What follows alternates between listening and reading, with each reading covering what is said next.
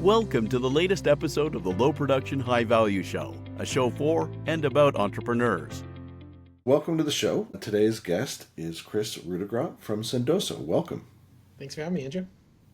So, to kick things off, for those who may not be familiar, tell us what Sendoso is and does.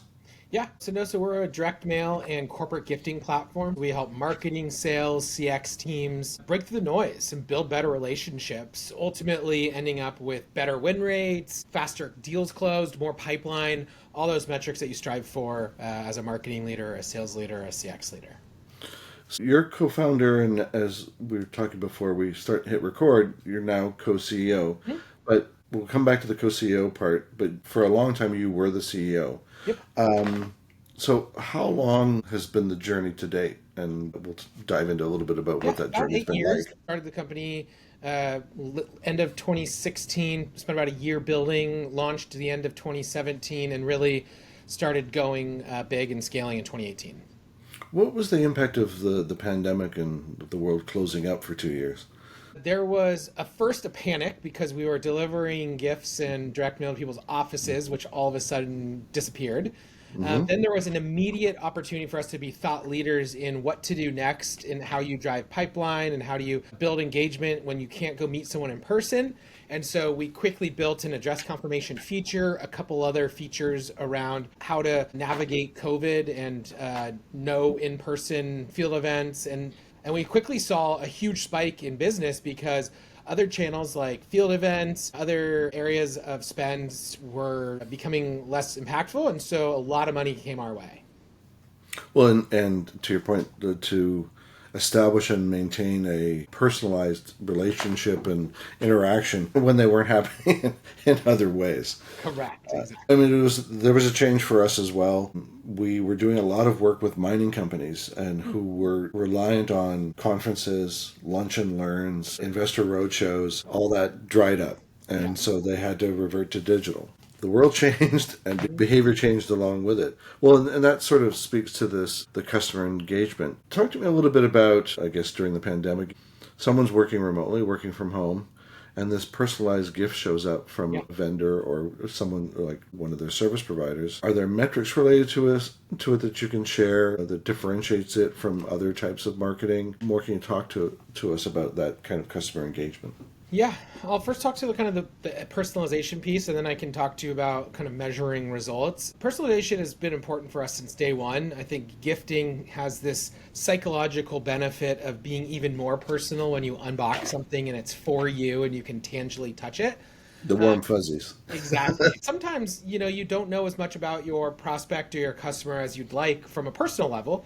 And so we bridged that gap in a couple different ways. One is we have this Smart Send AI technology that scours the web and finds other data sources and uses our proprietary data to say, Kris likes golf, and Kris likes plants, and Kris has a son, and Kris has a dog.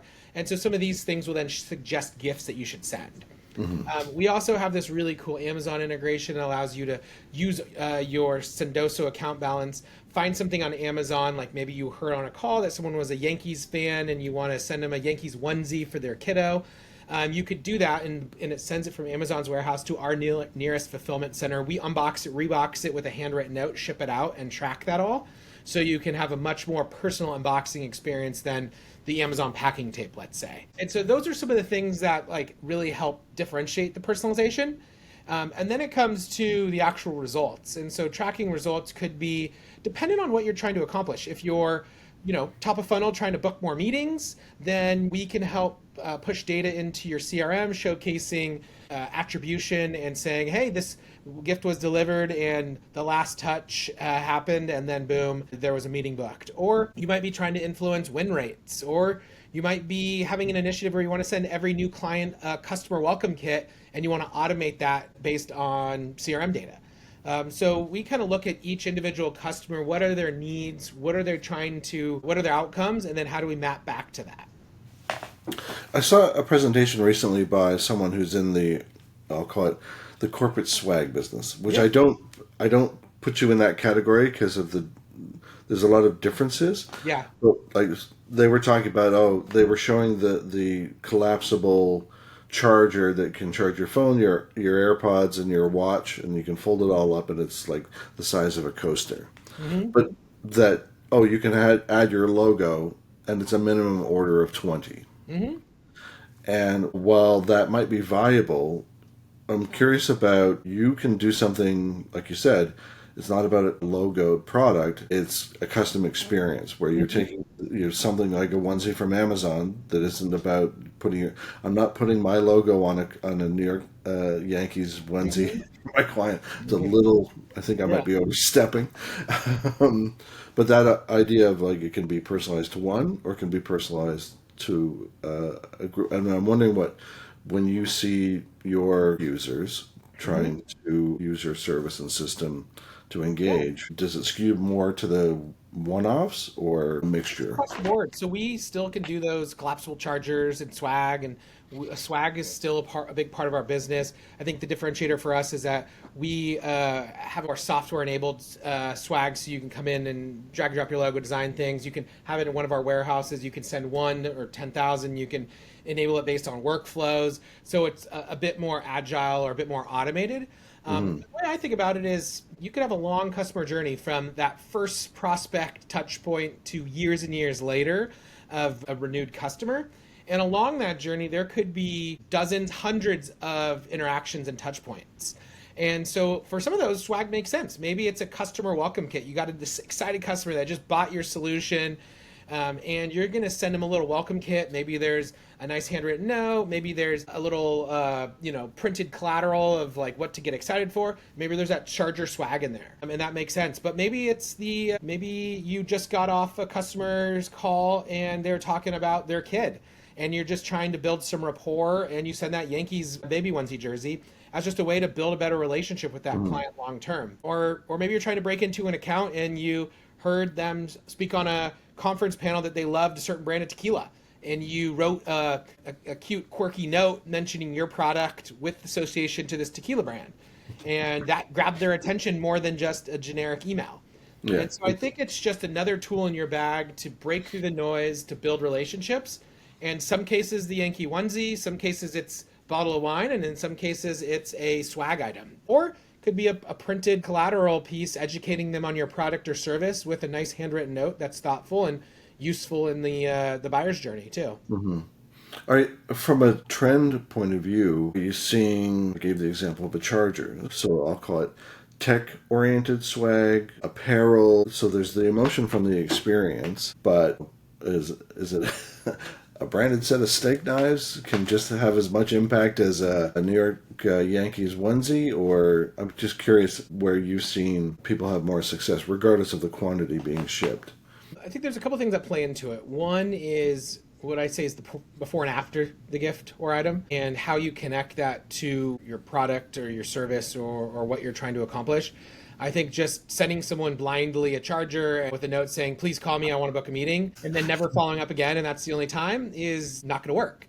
But if you emailed them, you called them, you sent them something, they're all related, you mention one the other, then that could work. And I think it also, to my earlier point, depends on what you're trying to accomplish. Is it a thank you gift? Are you trying to book a meeting? So there is a trend towards more usable items and higher quality items and sustainable items. But again, at the end of the day, it's really dependent on the situation and the human. Right. Has anyone ever sent you something that impressed you? I get some stuff all the time that I get impressed with, whether it's someone listening to a podcast where I say, I love Ocho tequila, and they follow up with a bottle of tequila sent my way, whether they reference something that I did on a podcast and send it my way. So yes, anytime I get a gift, I'm 1,000% responding. Just start moving your price point up. I love... I love Pappy Van Winkle, 20-year whiskey. As a side note, a friend of mine and I were in New York, and we went to a cigar lounge, and the bartender said there was a bottle that was $10,000 or $13,000. I think it was Pappy Van Winkle. I believe it. And the person who bought it was a former member who sadly had passed away. He'd bought the bottle, opened it, took a shot, and then said, share it around. Wow. Very and that nice. was it. That's the last time they saw him, and so they have a picture of him behind the bar, and we're just like, wow. Yeah, So yeah, that was definitely call it paying it forward kind of gesture. totally. But it brings to mind, you're in the business, but you too can be impressed. Promotional items have been around forever. What was it 8+ years ago that you saw in terms of the industry that wasn't a pain point or an unmet need, or what opportunity did you see that seemed to be overlooked or ignored?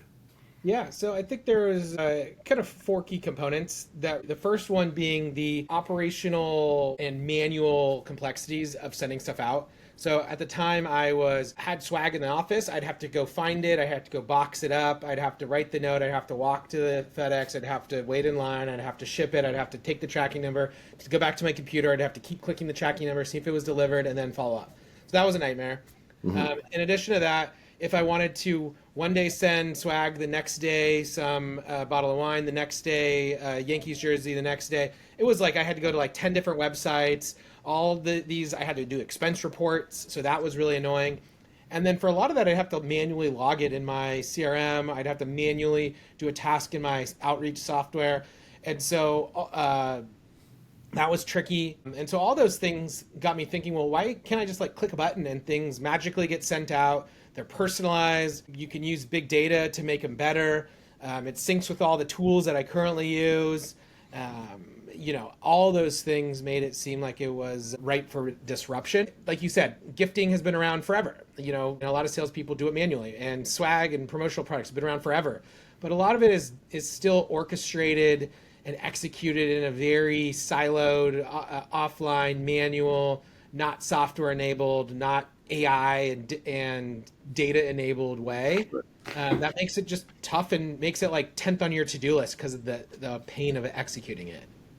There's always room for improvement, but without giving away the farm, is there still areas that you're focused on for efficiency gains and improvements? 1000%. Yeah, I think we're entering a really interesting data and AI era for Sendoso, and really focusing on how we can help our customers better automate gifting at scale too, as they look to automate other parts of their business. So I think we've spent the last 8 years obsessing over kind of the infrastructure layer, the global fulfillment, inventory management, the marketplace, the integrations, the reporting, the permissioning. Now we're able to release a lot of really interesting products because of that.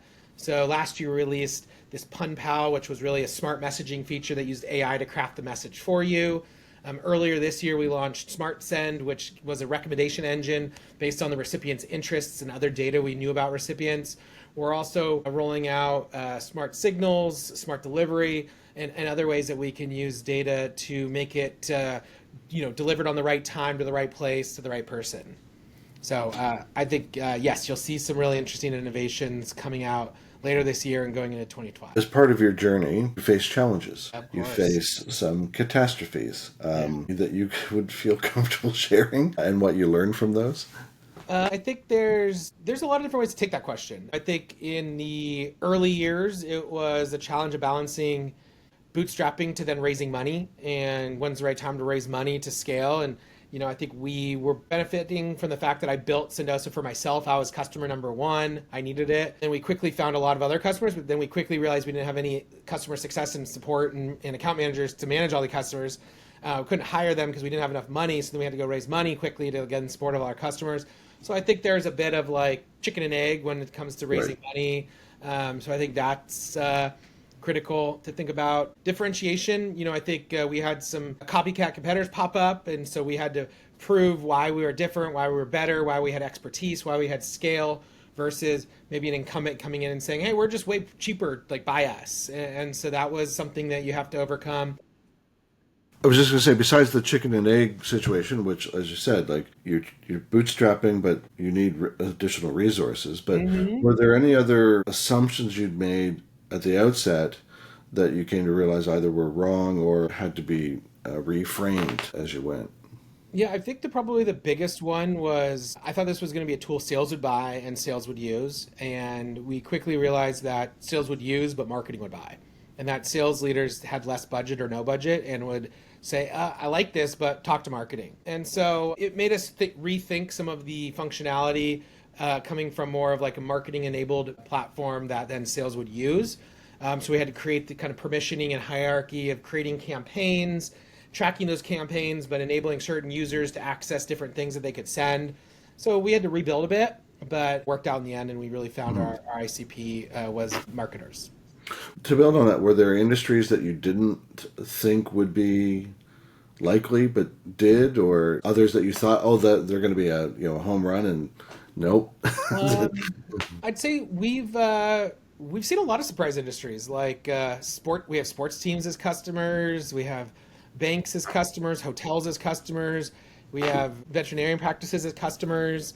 And so some of those I wouldn't expect, some of their use cases, but it makes sense after I hear it. I'm like, that makes sense. We had like a big online gaming company use it. And it really realized to me that at the beginning, I said, hey, I'm building this tool for helping salespeople prospect into new customers and build rapport. At the end of the day, what we really built is this really interesting technology and infrastructure to communicate and to, message people through the means of sending gifts or printed collateral or physical items.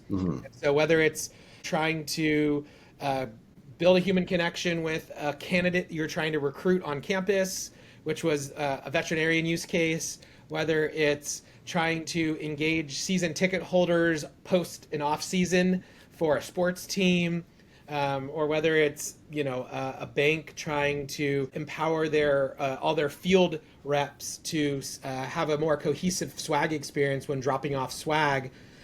Those were all nuances, but things that we could build and things that it was cool to see. How many people are you now in terms of the team? I'm like mid 200s in employees. So, as you said, you were employee number one and customer number one. Yep. To go to 200 over those years, has it been gradual, or have there been spikes in growth driven by market demand? There was definitely some spikes in the early years, and then kind of a more flattening out, and then there was big spikes following fundraising rounds. There was a big spike following a big SoftBank round of 100 million fundraise. There's a little drop off there as we needed to reset our headcount to get to profitability. But we're always hiring. We have a handful of recs open right now. So I think we're always looking for great people. Had you led teams of even a modest size before? Nope. So you were learning leadership skills organically, shall we say? Or did you do anything outside of it, either through mentorship or your own personal development to build your leadership skills? I'd say the two things that I did was, one is I meticulously watched others when I was in other startups. So I had a company that I started out of college, got to about like 8 employees and exited, small win. But I knew I didn't know enough to do it again, and I didn't have an idea then. But I knew that I wanted to go work for other amazing entrepreneurs and kind of learn from the inside out. And so I spent 8 years at other companies seeing how they built, how they scaled, who they were hiring, what they were doing. And that gave me a good blueprint for what I could do. In addition to that, when I got started, I said, I want to surround myself with smart people who've been there, done that. And I built an amazing advisory group. And I've I've used that group to help me in times of need, answer questions in times of need, and mentor me in times of need. As they say, leadership can be lonely. So to have some peers that you can have as sounding boards. Exactly. As you've gone through the different rounds of funding and so on, going back to that word assumption, and you're U.S. based, so I was having this conversation recently. The VC experience in Canada is quite different than just by our nature. We're more risk averse. But that being said, did it take longer than anticipated? Was it more challenging? Did you get to the sort of critical moment, and did anybody walk away, or did you walk away from opportunities just because there was something not right? What was that journey like? Yeah, so for us, because me and my co-founder were like first-time entrepreneurs, so to speak, we weren't like MIT grads that had sold their last company for $1 billion, and this was number 2. So because of that, we needed to prove ourselves a bit more. So we were super focused on traction and building customers, because customers don't lie, revenue doesn't lie, and those you can build a story around. And so that's where we like bootstrapped in the early years until we like couldn't handle the customer demand. I think we had almost $1 million in ARR before we went and raised money. I think our Series A, we had over 5 million in ARR before we went and raised to Series A. There's stories in the last few years, especially in 21, where some company had like a few images on a slide and were able to raise, 20 million out the gate. And so we really focused on traction. And so that made it a bit easier to raise our first round. And then we parlayed that into more and more traction and doubled down on doubling, tripling the business and showing growth as another means of traction, being efficient in how we scaled, obsessing over our customers so that they were seeing results. And so that ultimately ended up with us raising seed A, B, and C rounds. Now, that being said, each round was competitive. There was many pitches that ended in no's. I think that's just how it goes. And I do think my years of sales helped me be a better fundraiser, because getting a no is like, who cares? I'll just get another yes next. Versus maybe someone who's not used to that negativity could feel like their business is doomed, or like a no means that they need to quit. And so I think fundraising was, during the time of our scale, which was 2017 through kind of 2021, that like ZERP era of scaling, we took advantage of that hamster wheel, doubling and tripling every year and raising money kind of every 12 to 18 months. We'll be back in a moment. And now, a word from our sponsor. Social media has become an imperative for almost every business. Discover how to successfully implement an effective social media strategy that is supported and integrated throughout every part of your organization, with this essential book from our host, Andrew Jenkins, Social Media Marketing for Business, Scaling an Integrated Social Media Strategy Across Your Organization, is now available from Amazon or KoganPage.com. Now, back to the show.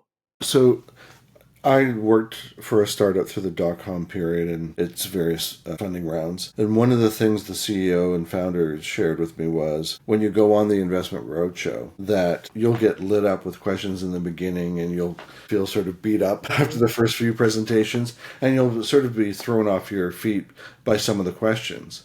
But by the time that you do the rounds, you start to get a collection of the same question or types of questions. And so he said, by the time it's all over, like, you are sharp, you are refined in your messaging, but it's kind of like the rough edges get buffed off, but it's a necessary process. Was that a similar experience to you? 100%, same experience. And I think I tested some of my pitches on more friendly VCs that kind of gave me like here's the questions you might get. So there's some ways to prep for that, but there'll always be curveballs and there'll always be learnings. And you just gotta go with the punches. What's been the best part of the journey, and what's been the worst or the most challenging or reflective part? Probably two of the best that come to mind. One is being out there and hearing people talk about Sendoso when they don't know I'm the Sendoso. I'll be at a dinner party and people are like, what's your tech stack? And someone will be like, oh, I love using Sendoso. And I'm just like kind of giggling on the corner before it's my turn to say, hey, I am the CEO of Sendoso. So just seeing that and the impact it makes on building connections, building pipeline, billions of dollars in pipeline have been attributed to Sendoso. And that just means that we've helped businesses succeed and people feed their families. And I think the second part is just having a good time while doing this. I think I've tried to create a company culture that looks at having fun while building a company. And we do benefit that we send gifts, and gifting is fun in itself. And we sell into marketers and sales teams and CX teams. Yeah. Those individuals are fun. They can take a quirky messaging from an email and have fun with it. They're like you can joke around more. But I think at the end of the day, it's creating a company that is fun to work at and people brag to their friends that they work here. I was having a conversation this morning about one of our clients sells high-end pumps for water and waste management and chemical plants. It's not as joyful an industry as promotional items. And they know that. I'm not being disrespectful. It's just like not every industry has joy attached to it. You were the co-founder and CEO alone for a while, but you brought in someone else to join you as a co-CEO. What was the catalyst for that decision? And since making the decision, how have the two of you gravitated into you share the leadership, but you're not doing the same things in those roles? And talk to me about how you arrived at who would do what. So I think, scaling a company, being a leader, being a CEO is hard. There's a gazillion things you have to do, a gazillion priorities, both internally and externally. And so one of the things that was the catalyst for me was I want to divide and conquer. And there's lots of things I can't get to on my to-do list. because I just have so many priorities and so many direct reports and so many people asking for this and that. And so bringing in a co-CEO helped me divide and conquer. He is exceptionally well versed at, operational efficiencies, growing the business in a very profitable limelight, managing teams, and being a very strong internal stakeholder. And it frees up a bit of my time to be on podcasts, to be focusing on thought leadership, to focusing on other important initiatives, to go meet with as many customers as possible without having stress at the end of the day being like, crap, I missed like 10 meetings internally because I just met with 20 customers. And so I think it's a really strong and healthy relationship. And I think there's going to be more of it out there. I think some companies, they see it as kind of like a COO president type role. That collaborates super closely with the CEO, but I think co-CEO has a nice tone to it. Was it some feelings, thoughts you were having? Was it were you encouraged by your advisory board to consider whether it was co-CEO or president COO? Were you encouraged to get help? Yeah, it came out of more self-reflection and seeing an opportunity to promote my co-CEO. And at the time, he came in and worked with us for a year in more of a chief business officer, helping along a bunch of the go-to-market initiatives. And so it was an opportunity to promote him for being amazing, and as well as an opportunity for me to see that there was an ability for us to divide and conquer and grow the business together. Did you know them well before? This was a relationship that I made a bet on maybe a year and a half ago, and then after a year, I knew it was the right fit. Very cool. Yeah. The one other thing I wanted to ask you about was in the beginning. I mean, very sales focused, growth, traction, etc. What was the sales activity and channel or channels that was critical in the beginning? And how has that shifted to where you are now in terms of where the business comes from, where effort is applied? Without being overly kind of self-promoting, Sendoso, we use Sendoso day zero to today infinitely. So that's been a secret weapon of ours, but it's obvious because we like to drink champagne. But besides using that, I'd say two of the early ones that we focused on, one being field events and conferences, which I think as a 5-person company, a lot of CEOs and founders were like, I don't want to go spend 20 grand on a booth. Like, that's a lot of money. I don't know how to attribute the leads. Will we even get leads? And so for me, it was a bit of a betting on the overall brand. Like, we had an early booth right next to Adobe, and we just looked a lot bigger than we were because we were at the Adobe booth with like 6 people. It happened to be all 6 of our employees at the time. And Adobe had like 3 people at their booth that were like sales reps. But we just showed up and we kind of faked it till you make it. And people were like, who's this new company? I'm seeing them everywhere. They emailed me. They're at a conference. So I think conferences and field events are huge, still are big today. I think one of the things that we're doing more today than we did when maybe we were a 10-person company was more intimate, like executive dinners. It could have been a little bit harder before we had a brand name and we're so popular to get 20 CMOs to a dinner. Now it's easier for us. So we're doing a bit more intimate dinners now. The other thing we did early on is invested in our outbound and our SDR motion and really focused on how do we build this very data-focused outbound motions to reaching out to prospects, day in and day out. I think that has still been critical to our pipeline generation. I think the biggest thing recently, though, is we've invested in some really interesting AI tools like Clay that's helped us continue to scale and build upon our success, but do so in a way without heavy headcount. We're able to automate a lot of the tasks that previously were very manual, that took a lot of hours, which we probably have half the team size, but triple the outcome. Yeah. The adage that AI is not going to replace, steal your job, but someone who knows how to use it will. Where for companies that are adopting are, to your point, making the existing team more productive and lessening the pressure of having to increase headcount to throw at certain problems. Correct, exactly. Tell me more about what Clay does for you. Yeah, so what we've done with Clay is we've really looked at the entire outbound experience and figured out where were all the bottlenecks that took 3 minutes here, 8 minutes here, 1 minute here. And so some of those were simple as like, I got to go check to see who are all the contacts we've recently engaged with in Salesforce. And is this the right account I should go after today? Or, hey, I want to go on LinkedIn and research this person, which we can automate. Or, hey, I want to go find a new contact and I need to get their email, so I need to go check this other system and copy and paste that data in, we can automate. So a lot of those things we were able to streamline, automate, and make even as simple as like, hey, I got to go add this person to a sequence. That could take like 30 seconds if you're doing that thousands of times versus let's just make that an API call. And so we really studied all of the day-to-day of these SDRs that we had and streamlined them so much so with API calls, if-then statements, data enrichment waterfalls that we were able to make them way more efficient, way more effective, and they liked their jobs better because they were on the bleeding edge of technology using cool AI and doing things that were more fun than more remedial tasks, I'd say. Yeah, I mean the joke of people use Salesforce because they're forced to use it. Yeah.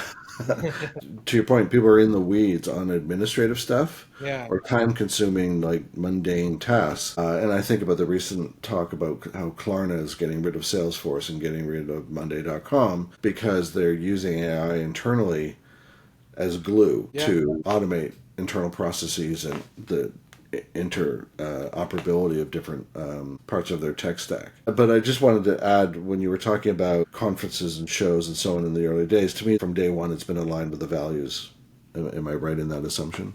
That interpersonal interaction, it's people to people, but you're trying to complement that or augment it with personalized interactions, with a thoughtful gift, a thoughtful gesture. Yeah, I mean, since day zero, the goal of starting the company was that I found success in building better relationships and human connections by surprising people and sending them cool things. And it turned into something huge that helps lots of other companies do lots of other things. But the core to what we do is that people buy from people, and you need to build a good experience as part of a sales process or a customer experience or a candidate experience. And using gifting, promotional products, swag, mailers is a great way to do it. If you were starting it over tomorrow, what would you do differently, if anything?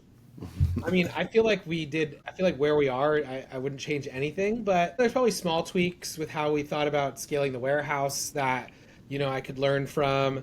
There's certain folks along the journey that we hired maybe at the wrong time or the wrong person fit for the job. So there's some recruiting learnings. Overall, I'm extremely satisfied with where we are today and wouldn't change much for anything. And what are you focused on for the next year and beyond? Yeah, so continuing to scale the business, focusing on, innovation around AI and how we can bring data in, continuing to build an international business as we help companies scale across the world with their direct mail and gifting initiatives, and keep having fun. Well, it's sadly too often, I've had conversations with other entrepreneurs, and some of them have just talked about when it gets to the point where they're going into the office and it just feels like they exist merely to sustain the day-to-day operations. Like there's no joy in it. It becomes just, it's time to make the donuts, kind of like Groundhog Day. And so when there's no joy left, it's like, one wants to avoid that. You want to stay enthused and engaged. Are there other, as so often happens with organizations, there could someday be an exit? Do you have any thoughts as to what you would do in another chapter of life?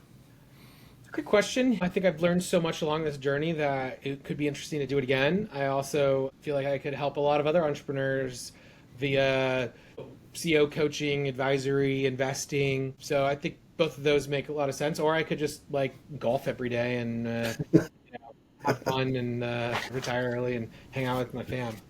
Does your golf game still need work? Yes, it does.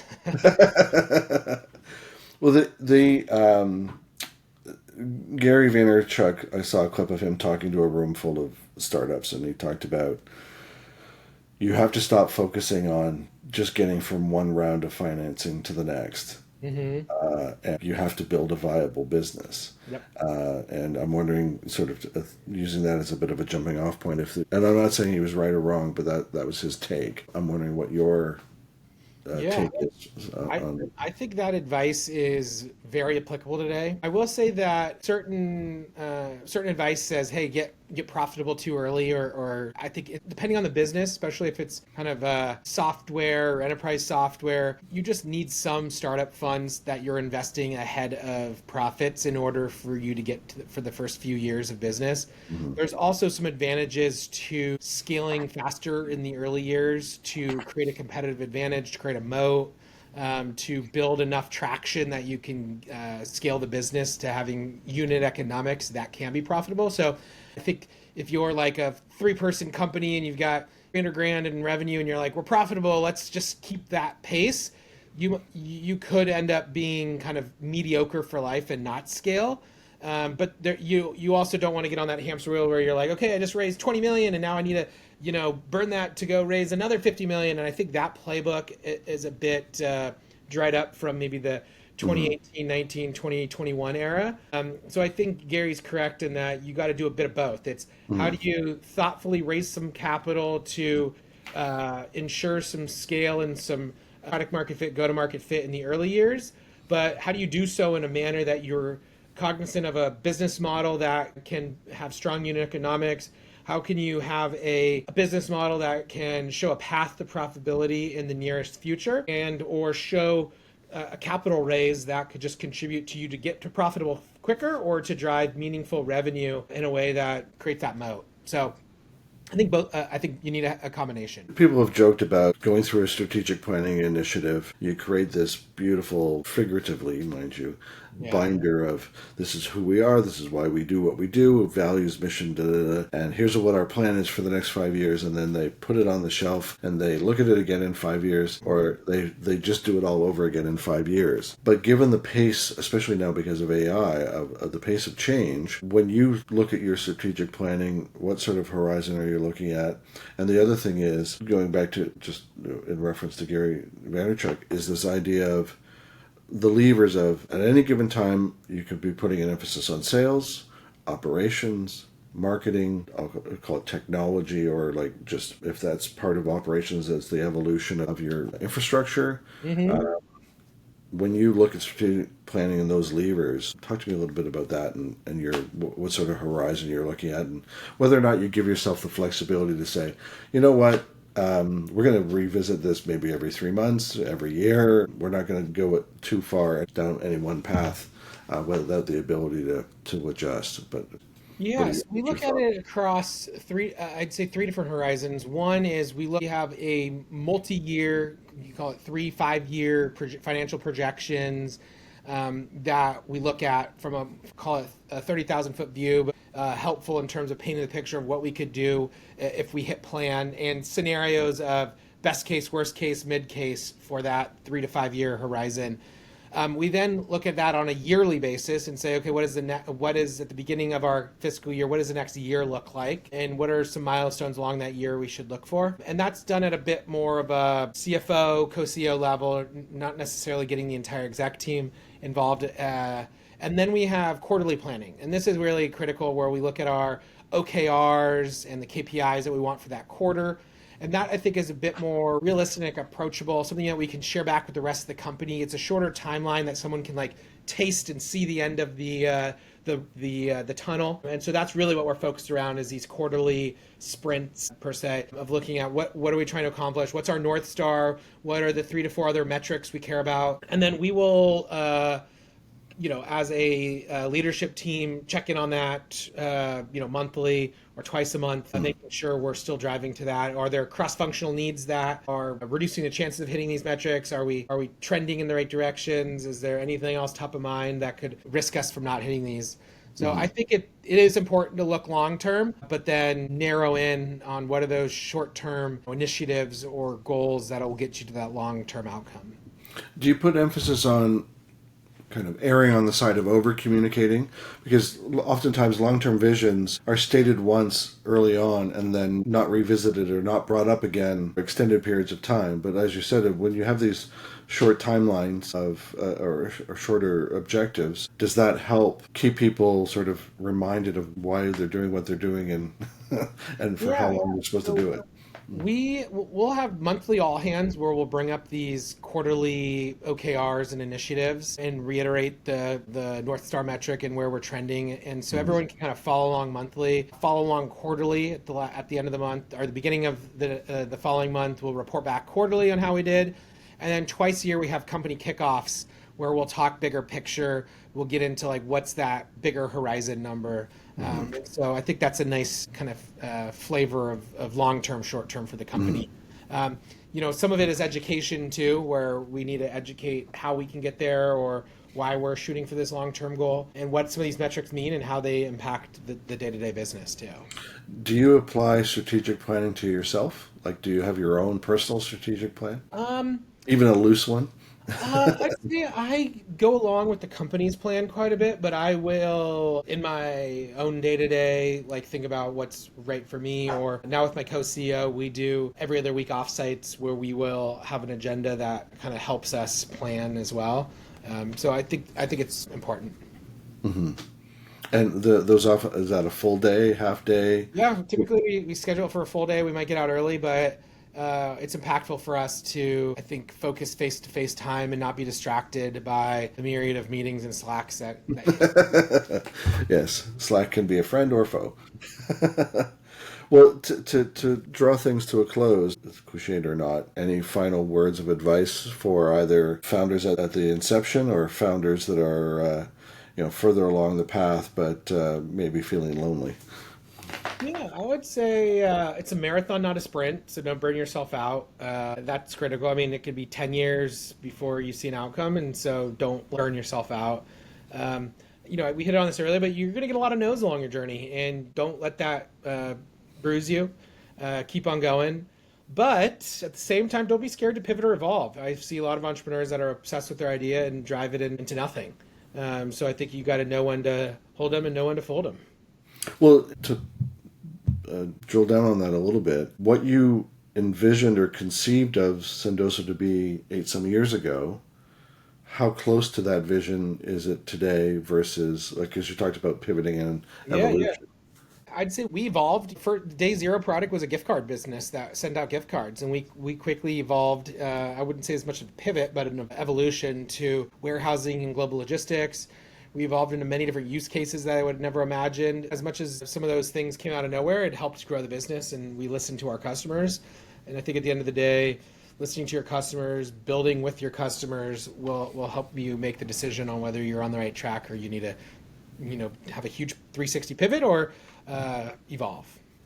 I was involved in an entrepreneurial community and was sort of founded by Alex Osterwalder, who did the business model canvas and the book Business Model Generation. And that framework became part of the lean canvas, which you may be more familiar with.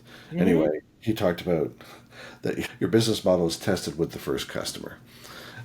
And so you can make a lot of assumptions and prepare in a certain path, and then that first customer interaction is either going to confirm or refute a few things about what you were thinking. Anyway, thank you so much for your time and your insights. Truly appreciate it, and just thank you on behalf of those that will watch or listen to this. Yeah, thanks for having me on. It was great chatting with you, Andrew. Thank you for joining us on this episode of the Low Production High Value Show. Be sure to give us a rating and subscribe to make sure you never miss an episode. Don't forget to check out Volterra at volterradigital.com to learn more about how they can support your social media marketing.